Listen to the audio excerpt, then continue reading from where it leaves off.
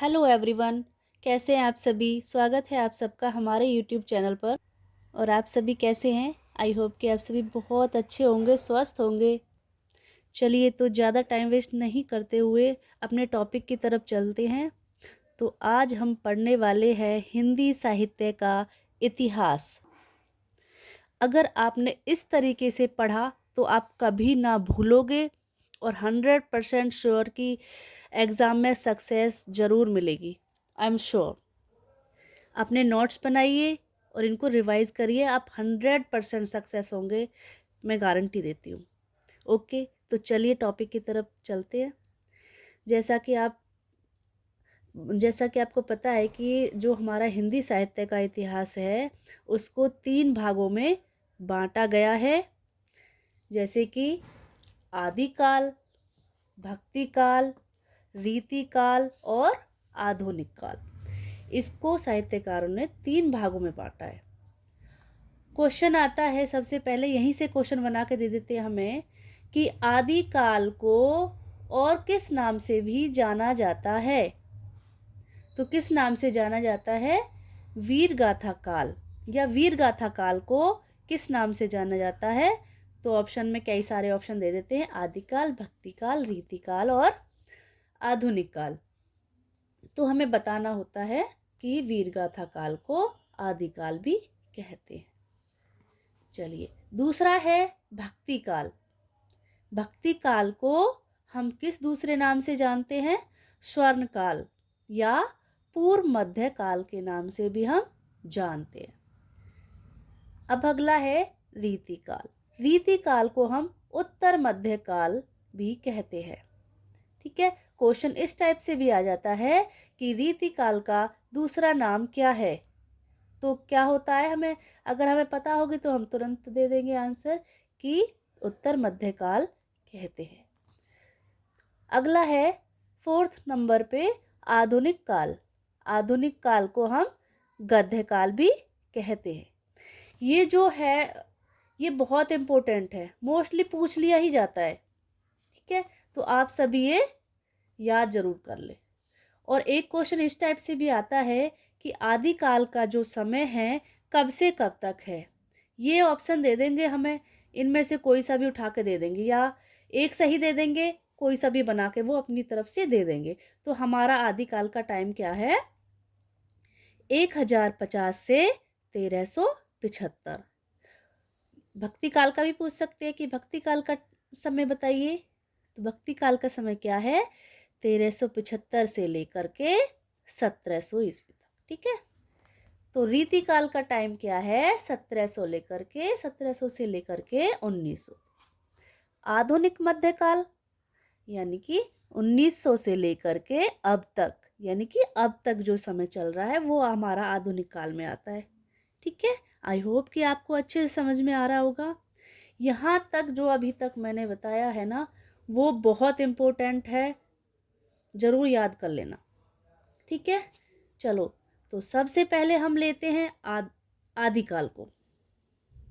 ठीक है, आदिकाल को किस किस नाम से किस किसने बताया है? आदिकाल, आदिकाल किसने बोला है? हजारी प्रसाद द्विवेदी ने।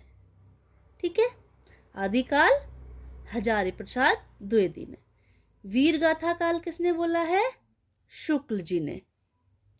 वीरगाथा काल शुक्ल जी ने। वीरकाल विश्वनाथ प्रसाद मिश्र ने। और प्रारंभ काल किसने बोला इसको? आदिकाल को मिश्र बंधुओं ने। बीजप्पन काल किसने बोला? महावीर प्रसाद द्विवेदी ने। चारण काल किसने बोला? राम कुमार वर्मा ने। और सिद्ध किसने बोला? सिद्ध सामंत काल राहुल सांस्कृत्य ने।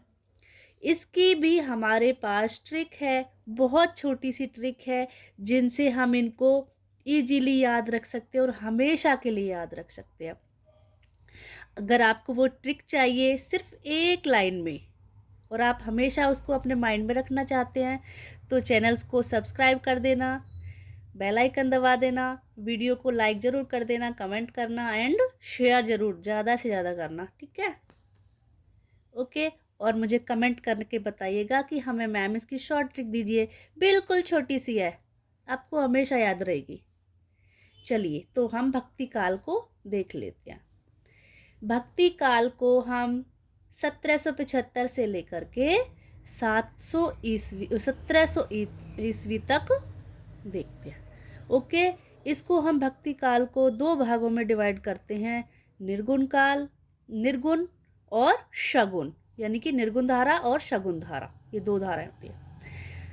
अब निर्गुण को ज्ञानाश्री धारा में भी ज्ञानाश्री और प्रेमाश्री 2 भागों में बांटा गया है, ठीक है। निर्गुण काल को मतलब जो निर्गुण है, निर्गुण धारा है, उसको 2 पार्ट्स में डिवाइड करा है, ज्ञानाश्री और प्रेमाश्री, ठीक है। और शगुन धारा को, ठीक है, राम भक्ति काल और कृष्ण काल में, राम भक्ति यानी कि जो राम के अनुयायी थे उसमें, और ये वो कृष्ण के अनुयायी थे उस धारा में, ठीक है। ओके चलो यहाँ तक आपके समझ में आ गया। चलिए तो अब नेक्स्ट को देख लेते हैं, उत्तर मध्य काल, ठीक है। हमने 2 कालों के बारे में पढ़ लिया है, आदि काल, भक्ति काल। अब हम पढ़ेंगे रीति काल। रीति काल का समय क्या है, 1700 से लेकर के 1900। ओके, याद रखिए 1700 से 1900। अब रीति काल को किस किस नाम से, किस किस ने क्या बोला है, अब हम इसको पढ़ने वाले हैं। ओके, जैसे रीति काल किसने बोला है, जॉर्ज ग्रियर्सन ने बोला है। रीति काल किसने बोला है, जॉर्ज ग्रियर्सन ने। अलंकृत काल किसने बोला है, मिश्र बंधुओं ने। अलंकृत मिश्र बंधुओं ने बोला है। श्रृंगाल काल किसने बोला है, विश्वनाथ प्रसाद ने। रसाल काल, रीति काल को रसाल काल किसने कहा, रमाशंकर ने। और कला काल किसने कहा है, डॉक्टर रमाशंकर शुक्ल ने।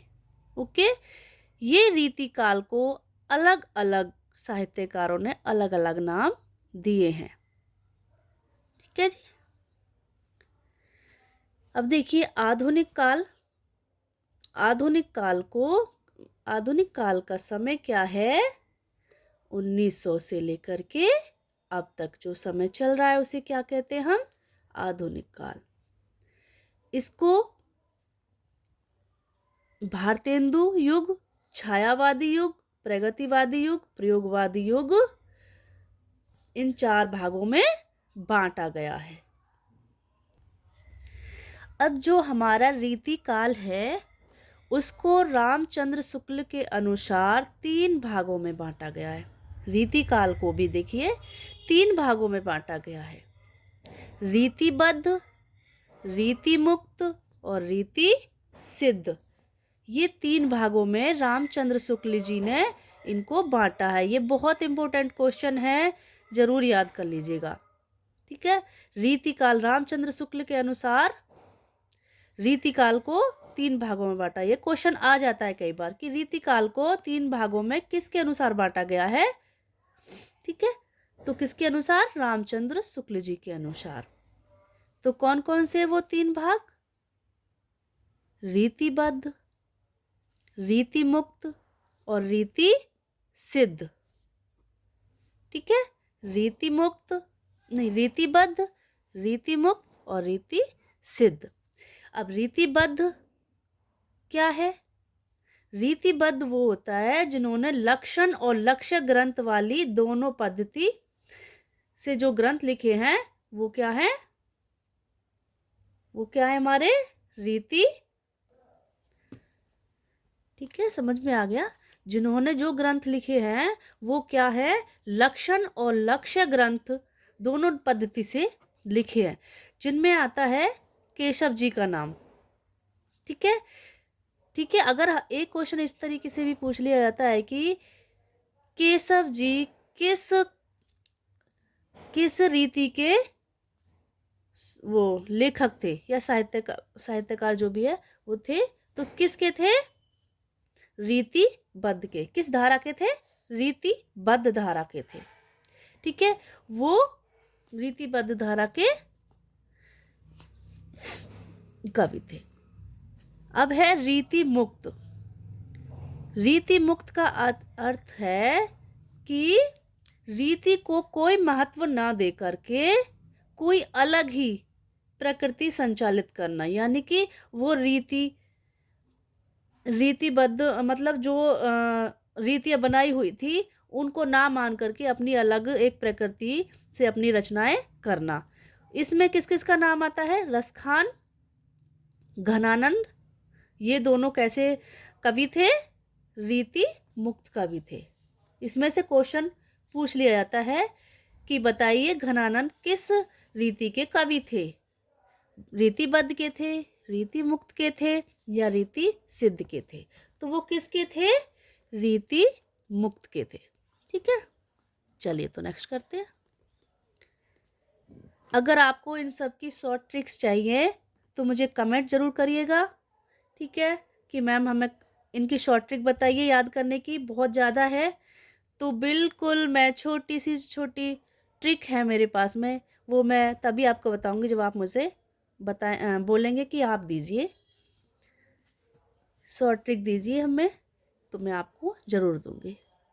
उससे पहले चैनल को सब्सक्राइब कर दीजिए, बेल आइकन दबा दीजिए, ताकि मैं जो नेक्स्ट वीडियो डालूं वो आपके पास सीधे पहुंच जाए और आप उसको सबसे पहले देखें। ओके, तो चलिए रीति सिद्ध की तरफ चलते हैं। रीति शैली को पृष्ठभूमि में रखा है इन कवियों ने, यानी कि रीति सिद्ध कौन सी रीति है, कौन सी धारा है?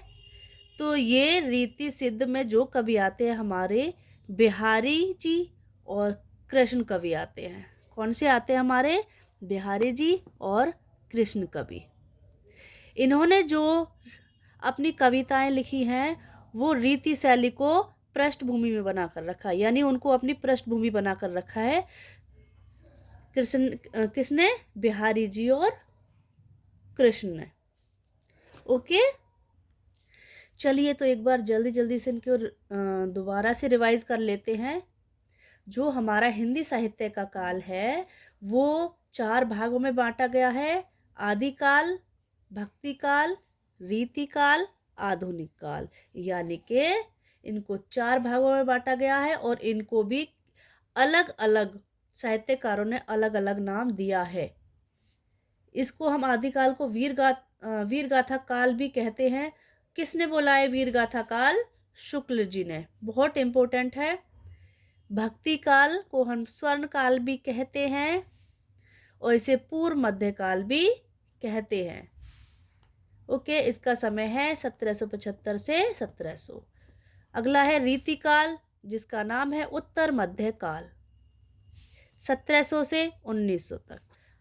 अगला है आधुनिक काल, जिसको हम गद्य काल भी कहते हैं, गद्य काल, और इसका समय है 1900 से लेकर अब तक की।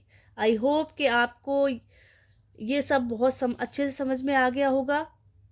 आशा करती हूँ आपको समझ में आया होगा। अगर आपको अच्छा लगा तो वीडियो में कमेंट करके मुझे बताइएगा कि अच्छा लगा, और भी वीडियो बनाइए। तो आप सबका बहुत बहुत धन्यवाद देखने के लिए, और अपना लाभ उठाइए। 100% सफलता मिलेगी आपको, गारंटी देती हूँ। Okay, have a nice day, bye bye.